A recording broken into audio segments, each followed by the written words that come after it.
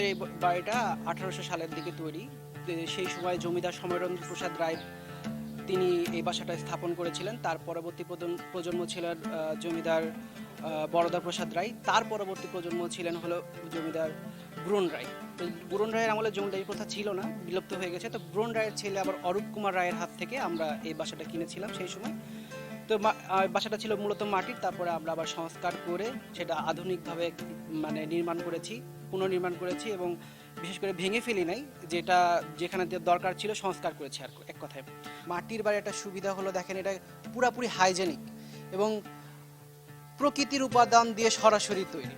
এখানে কোনো ক্ষতিকর কোনো উপাদান নেই। আপনার একটা ইটের বাড়ি তৈরি করতে হলে ইট লাগবে, গাছ পুড়াইতে হবে, নাহলে কয়লা পুড়াইতে হবে, আপনার ইট ভাটা চালাইতে হবে, এই ক্ষেত্রে পরিবেশের অনেক ক্ষতি। কিন্তু মাটির বাড়িতে কিন্তু আপনার এই ক্ষতিটা হচ্ছে না। এটা পুরাপুরি প্রাকৃতিক উপাদান এবং ভূমির সম্পত্তি, ভূমির পুত্র, ভূমির বাড়ি। আমাদের স্পেস বরাবরের জন্য পর্যটকদের জন্য উন্মুক্ত। বিশেষ করে শুক্রবার এবং শনিবার তারা যদি আসতে চায় কোনো সমস্যা নাই। বিশেষ করে বিকালে আসলে বেশি সুবিধা, যেহেতু এই দিনের বেলা প্রচণ্ড পরিমাণ গরম, আপনাদের কষ্ট হবে, হ্যাসেল হবে। বিকালে আসবেন, দেখবেন যে আপনারা পুরাতন যে ঐতিহ্যগুলো আছে আপনারা ভেঙে ফেলবেন না। আপনারা এগুলো সংরক্ষণে এগিয়ে আসুন।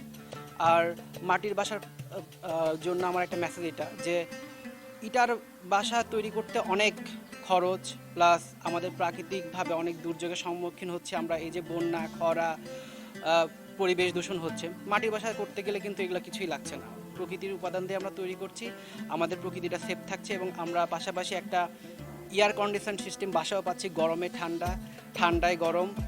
আমরা গ্রাম বাংলায় থাকছি। গ্রাম বাংলার সংস্কৃতিতে আমি মনে করি, মানে আমি শহর থেকে বড় হয়েছি, মাটির বাড়ির এই যে ফ্যাসিলিটিটা বেশি ইটের বাড়ির তুলনায়। আপনারা দেখেন যে প্রচণ্ড গরম, আপনি যখন ভিডিও করলেন তখন হয়তো অনুভব করতে পারবেন আমার রুমে ঢুকলে অনেক ঠান্ডা, যেটা বাইরের তুলনায় না হোক কমসে কম 4 থেকে 5 ডিগ্রি সেলসিয়াস তাপমাত্রা আপ ডাউন।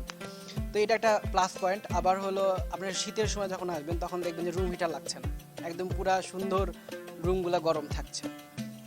সব সময় আধুনিকতায় ধরতে যায়, মানে পুরো পরিবেশের যে আমাদের পুরাতন যে ঐতিহ্যগুলো যেগুলো ছিল সেগুলো ধ্বংসের দিকে না ফেলি, এগুলোকে আমরা সংরক্ষণে এগিয়ে আসি এবং এটা আমাদের জন্য অনেক ভালো।